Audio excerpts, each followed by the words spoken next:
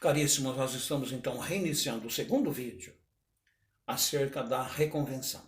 Combinado? Vamos para a segunda parte aí desse vídeo. Bem, o que eu dizia para vocês? Eu dei o exemplo aí da reconvenção que foi conexa com o pedido feito na ação de divórcio. Ou seja, a minha cliente, se vocês prestaram atenção, ela não fez contestação. Aliás, ela concordava com o divórcio. Mas ela fez um pedido reconvencional, conexo com o pedido de divórcio. Quer dizer, se tem o divórcio, tem a ruptura da vida em comum, da assistência mútua, ela precisa ser assistida, ela precisa receber alimentos. Então veja, independentemente de contestação, fez o pedido reconvencional. Até aí tranquilo. Bom, a segunda hipótese, a reconvenção agora é não mais conexa com a ação principal, mas conexa com os fundamentos de defesa. Claro, se a reconvenção é conexa com os fundamentos de defesa, obrigatoriamente nessa hipótese eu tenho que ter contestação. É simples assim.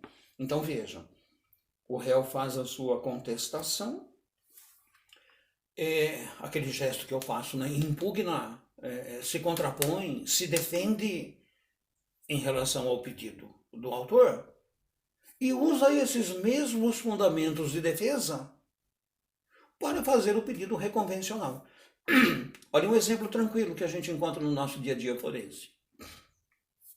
O réu sofre uma ação de reparação de danos por acidente de trânsito e conta a historinha para o advogado. Doutor, eu não estava dirigindo em alta velocidade, como diz na petição inicial, eu não furei farol vermelho, eu não causei acidente, não colidi meu veículo com o veículo do autor, não causei danos materiais a ele. Ao contrário, diz o seu cliente. O autor é que estava em alta velocidade, o autor é que atravessou farol vermelho, o autor é que colidiu o carro dele com o meu. Eu é que sofri prejuízos. Eu é que tenho danos a ser reparados. Percebe que a partir dessa história, o que o advogado vai fazer? Ele vai montar uma contestação, vai impugnar mérito, vai impugnar os fatos alegados vai impugnar o direito, as alegações de constituição do direito do autor. Os fatos constitutivos do direito do autor serão impugnados na contestação. E justamente esses fatos, quer dizer, olha, juiz, o autor é que estava em alta velocidade, o autor é que furou o farol vermelho, o autor é que causou danos ao réu. Veja, esses fundamentos de defesa servem, são os mesmos, que você repete para fundamentar seu pedido reconvencional. Então observe, lá na hipótese 343, a reconvenção é cabível se conexa com o pedido principal, exemplo lá dos alimentos no divórcio. Ou a reconvenção é conexa com os fundamentos de defesa. Aí tem que ter contestação. Dá para entender isso, moçada? Tranquilo? Agora veja que interessante, não esquece daquela autonomia da reconvenção, a que nos referimos agora há pouco, né? Ela tem vida própria. E faz tudo junto, é importante quando nós falamos da autonomia, porque se trata de uma única ação, de um único processo, de uma única relação jurídica, ação principal e ação reconvencional, aí sim, observe, tem que ser dada oportunidade de respostas para o autor, inclusive contestar, e a partir da fase instrutória, a fase probatória, faz tudo junto e misturado. O juiz aproveita uma única relação jurídica para conhecer e julgar dois pedidos, o do autor e do réu, com uma única fase instrutória. Autor, produza as provas em relação aos fatos constitutivos do seu direito. Réu, reconvinte, produza as provas em relação aos fatos que você alega, aos fatos constitutivos do seu direito. Quer dizer, a instrução probatória é una para o pedido principal e o pedido reconvencional. A sentença é una, é uma só. Numa única sentença, o juiz decide o pedido principal e o reconvencional, na mesma sentença. E note que essa autonomia da reconvenção é de tal magnitude que o pedido feito pelo autor pode ser improcedente e o pedido feito pelo réu reconvinte procedente. Não tem problema nenhum. É o caso do acidente de trânsito. Normalmente seria isso. O pedido do autor improcedente e o pedido do réu reconvinte procedente. No divórcio, olha lá que interessante nesse exemplo que eu dei agora há pouco aí. O pedido do autor de divórcio foi julgado procedente. E o pedido da ré de alimentos também foi julgado procedente. Pedido principal procedente. Pedido reconvencional procedente. Poderia haver, por hipótese, procedência do pedido do autor e improcedência do pedido reconvencional? Pode, isso é possível. Em outras hipóteses aí, né? Pode ser pedido do autor parcialmente procedente e o pedido do réu reconvinte parcialmente procedente? Não tem problema. As relações jurídicas são autônomas, né? A relação jurídico-processual é uma só, o processo é um só. Pedido principal, pedido reconvencional. Sentença é una. O juiz profere uma sentença e já decide o principal e o reconvencional. As partes terão oportunidade depois, isso é tema do 6º período do Processo Civil 2, as partes terão oportunidade de aviar, apresentar seus recursos, conforme disposição da lei, normalmente apelação, né? Cada um apela no tocante ao que foi derrotado, compreende? Olha, uma situação muito interessante que vai aparecer no 343, ou duas na verdade, né? Parágrafos 3º e parágrafo 4º, me perdoe. Olha, parágrafo 3º. A reconvenção pode ser proposta pelo réu contra o autor e contra um terceiro. Interessante isso, hein? E a reconvenção, parágrafo 4º agora, pode ser proposta pelo réu em litisconsórcio com o terceiro e em face do autor. Veja que interessante isso. No novo sistema do Código de Processo Civil, a reconvenção amplia, ou pelo menos pode ampliar, polo passivo e polo ativo. Polo ativo e polo passivo. Lembra do semestre passado, quando nós falamos das intervenções de terceiros? Lá em TGP. E o que nós comentamos lá atrás? Que a intervenção de terceiros leva à ampliação dos polos em litígio. Foi a primeira ideia que nós passamos lá no semestre passado. Aqui eu tenho um acréscimo a fazer aquele conteúdo do semestre passado, porque agora chegou a hora de vocês trabalharem reconvenção. Então veja, parágrafos 3º e 4º. Réu pode se litisconsorciar com um terceiro e movimentar o pedido reconvencional em face do autor.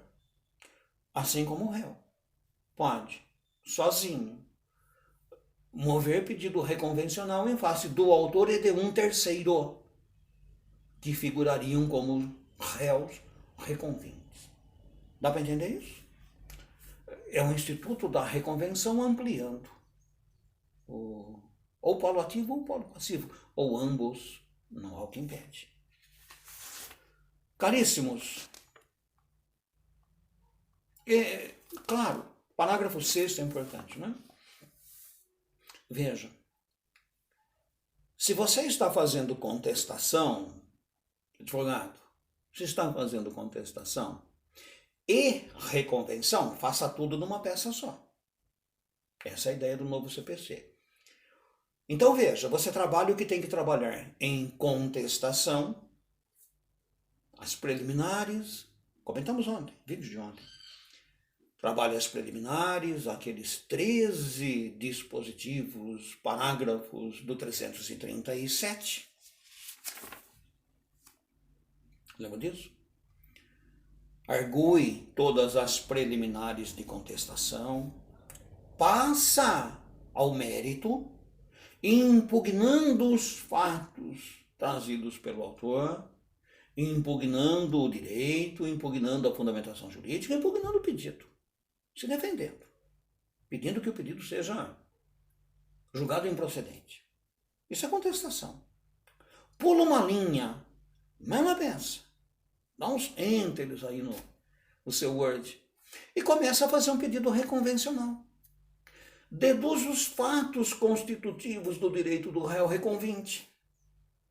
É como se ele estivesse fazendo uma petição inicial, mas é tudo junto, tudo numa sequência. Pedido reconvencional, ele vai deduzir os fatos que alicerçam a causa de pedir para reconvenção. Deduz os fatos, deduz o direito, deduz a fundamentação jurídica deste réu reconvinte e faz o pedido. Julgar procedente o pedido reconvencional para condenar o autor reconvindo a deduz suas pretensões. Você faz tudo numa peça só. Bom, pode ser que o advogado esteja aí um pouquinho desatualizado, eventualmente, e apresenta uma peça de contestação e uma outra apartada, uma peça de reconvenção. Se protocolou as duas concomitantemente, não tem problema nenhum. É princípio aí da instrumentalidade do processo. O juiz recebe as duas peças e intima, olha que interessante, o autor para impugnar contestação e para contestar reconvenção. Peças apartadas, não tem problema. O advogado fez um erro de forma aí, não tem problema. Combinado isso? Agora, existe aquela possibilidade de você fazer a reconvenção conexa com o pedido principal. Aí eu não tenho contestação. Pura e simplesmente faço uma peça de reconvenção. É simples assim. Nessa peça de reconvenção, indica que não vai contestar, indica que a reconvenção é conexa à ação principal e traz aí os fundamentos de fato, os fundamentos jurídicos e o pedido reconvencional, a causa de pedir. Lembra da causa petente? Para a petição inicial e para o pedido reconvencional. É simples assim. Meus queridos, olha, eu creio que em relação à reconvenção deu para ter uma boa ideia aí. Eu vou passar agora para vocês algumas linhas aí pelo SGA e aí completa SGA com o vídeo e o vídeo com o SGA, uma coisa atrelada à outra, dá um bom roteirinho de estudos para vocês. Eu também estou passando aí uma informação com relação aos trabalhos, viu? Eu vou suspender essas atividades avaliativas enquanto a gente não regularizar nossa situação. Nós vamos privilegiar o ensinamento.